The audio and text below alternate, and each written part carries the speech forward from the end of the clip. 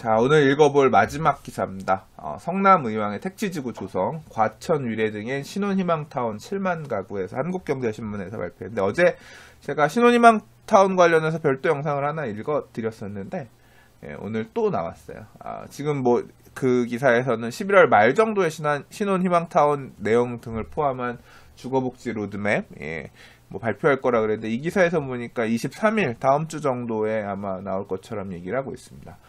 23일께 주거복지 로드맵 발표한다 그랬고, 주요 내용들 중에 보면 굉장히 핫한 이슈들에 대한 얘기가 언급이 됐습니다. 정말 이대로 나올지 모르겠는데, 일단 보면, 주거복지 로드맵에 담길 주요 내용 해서 있는데, 이 부분이 제일 저는 바로 처음에 눈에 들어오더라고요. 일단 전월세 상한제, 그다음 계약갱신 청구권 도입하겠다는 식으로 이 기사에서 나와서 정말 도입할 건지, 이거는 바로 기존에 돌아가고 있던 임대차들이나 이제 말 그대로 기존에 집을 소유하고 있는 또는 이제 임대를 얻으려고 하는 사람들을 직접적으로 바로 규제하게 되는 내용이기 때문에 굉장히 파장이 클 거라고 생각이 되고요. 어떤 모양새로 어떻게 나올지는 봐야겠지만, 또는 안 나올 건지 또 봐야겠죠. 아무튼 기사에서 언급이 됐기 때문에 전월세 상한제, 계약 갱신 청구권 도입이 주거복지 로드맵에서 어떻게 다뤄지는지 좀 봐야 될 것 같습니다. 그리고 주택임대 사업자들, 그러니까 다주택자들 주택임대 사업자 등록하라고 이런 식으로 언론에서도 자꾸 얘기하고 그랬잖아요. 그러니까 그 정부에서도 하세요 그런 식으로 했잖아요. 근데 이제 이 주택임대 사업자 등록할 수 있는 주택의 기준이 있는데, 이 기준에 의해서 비싼 집들 같은 경우는, 또는 이제 면적이 넓은 집 같은 경우는 못하는 제한들이 있거든요. 근데 이제 이런 부분에 조금 완화를 해서 일단 가격 자체 부분에 대해서 완화를 하겠다 그래요. 그래서 9억 원까지의 주택은 주택임대 사업 할 수 있게끔 이런 식으로 조금 바꿔주는 내용도 포함이 된 것 같고요.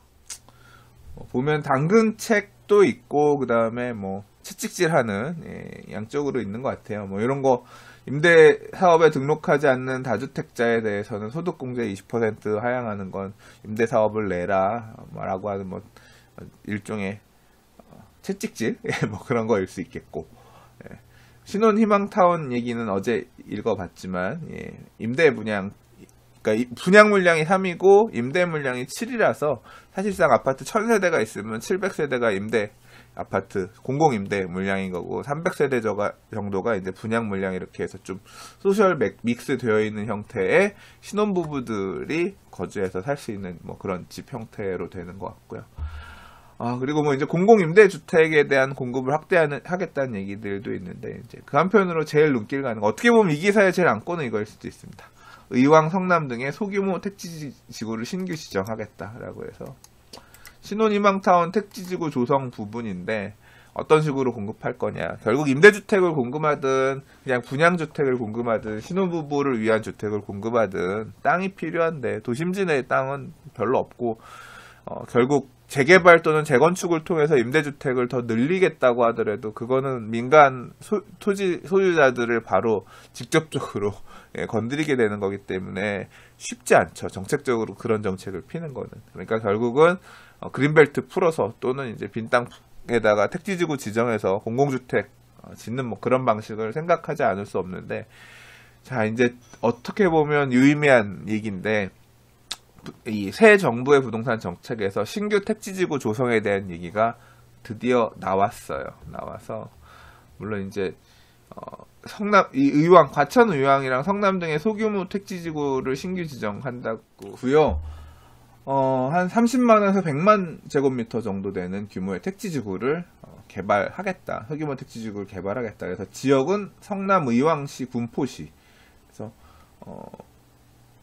성남시, 의왕시, 군포시니까 어느 지역이 어떻게 될지 모르겠어요. 그래서 사실 이거 얘기 나오고 나서 어제 커뮤니티에 여기지도 저기지도, 그래서 분당하고 판교 위쪽에 어느 부지가 얼만큼 더 만들어질 가능성이 있고, 그 다음에 이 의왕 군포 쪽에서도 이제 인덕원역 위쪽으로 어느 쪽 이렇게 될 수도 있을 거고, 이제 그런 얘기들 얘기하는 경우들이 있더라고요. 아무튼 택지지구에 대한 얘기가 있고, 한 4, 5년 정도 공급하는 데는 4, 5년 정도 걸릴 전망이라고 하는데, 일단 보시는 것처럼 외곽순환도로 안쪽 땅이 대상이라고 하니까 서울에서 이렇게 멀지 않은 지역에 택지지구 조성이 시작될 거라고 보여지고요. 이게 글쎄 시작이지 끝은 아닐 가능성이 있어 보입니다. 예, 모르겠어요. 이게 더 택지지구 지정을 할지는 좀 앞으로 부동산 시장이랑 변화에 따라서 여러 가지 변수 있으니까 가능성은 열어두는 게 맞을 것 같습니다.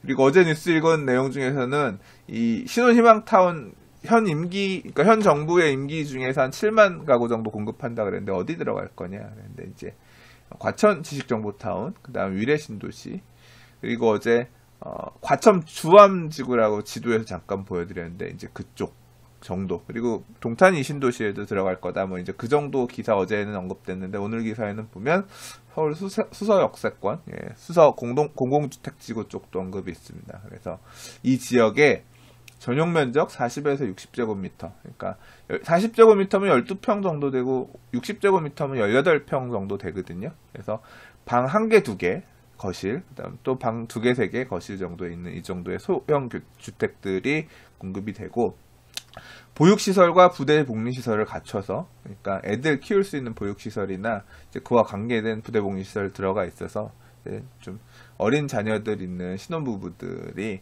들어가서 살 수 있는 그런 이제 아파트, 신혼희망타운을 만들겠다고 했는데, 비중 자체가 분양 물량은 한 30%고 70%가 임대분이라고 했기 때문에 이제 공공임대 물량 또는 뭐 이게 70%의 분양 전환이라든가 뭐 이런 부분이 다 포함되어 있을 것 같긴 한데, 그렇게 좀 임대 물량이 되게 많다, 그런 식으로 신혼희망타운은 아마 나올 것 같다, 모양새는 그렇게 보여집니다. 자, 그래서 11월 23일께 발표한다 그랬으니까 뭐 11월 말 안에는 나오겠죠. 그래서 주거복지 로드맵 나오면 공공 임대주택 공급 확보에 대한 얘기나 기존 민간 임대주택 시장을 컨트롤하기 위한 규제책이나, 그리고 이제 뭐 주택 공급에 대한 방안이나 이제 이런 부분들이 포함되어 있을 예정이니, 나중에 이제 대책이 나오면 또 시간을 들여서 같이 한번 살펴보는 시간을 갖도록 하겠습니다. 자, 오늘도 이것저것 뉴스 좀 읽어봤습니다. 이번 한 주도 이렇게 훌쩍 다 갔네요. 네, 오늘 이번 주도 부동산 TV 시청해 주셔서 들어주셔서 감사하고요.